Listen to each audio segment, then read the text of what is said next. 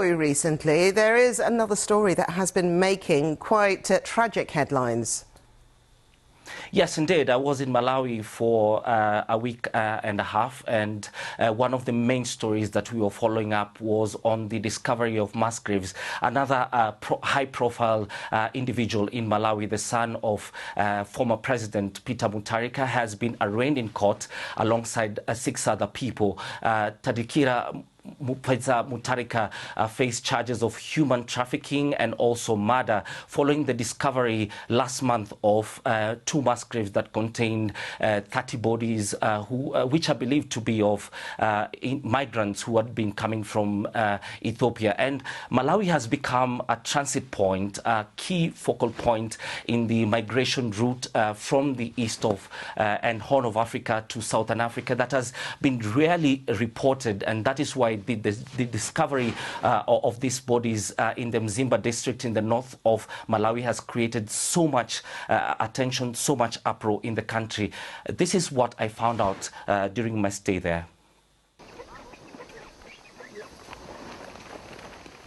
The discovery of these mass graves in northern Malawi has shone a spotlight on a dangerous but rarely reported migrant route in Africa.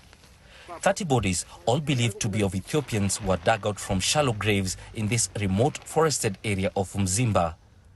On Thursday, police announced a breakthrough: the arrest of 6 people, including the stepson of ex-Malawi leader Peter Mutharika, in connection to the graves.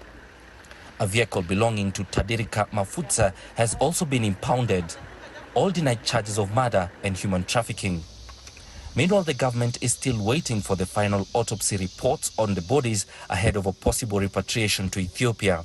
The pathologist, Dr. Zamalala, did his post-mortem on these bodies, but he had to take some specimens to South Africa. So he hasn't, yet, been, given any feedback from South Africa. I think they are still doing them. As soon as he gets that feedback, that's when the report will be ready.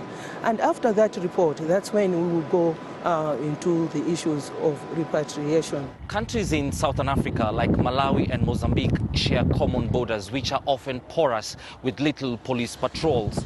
This makes it very easy for human traffickers to operate along this route, which makes it one of the most dangerous in the continent.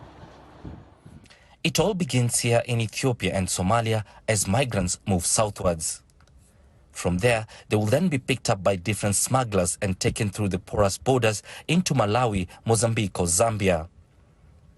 Those who eventually make it to South Africa will have traveled for between 2 weeks and 3 months, spending nearly $5,000 for the perilous journey. The UN has now called for more attention to the southern migrant route to avert more deaths. We need to act now, not just to condemn and denounce what happens and continue to happen, but prevent migrants' disease in the future. And to get to that point, we need to improve the ways that we manage migration, create more regular pathways to migration, enhance the protection regimes that migrants are entitled to. The Malawian government hopes that the prosecutions today will help end the vicious cycle of trafficking and deaths along its territory. Emmanuel Ligunza, BBC News, Lilongwe.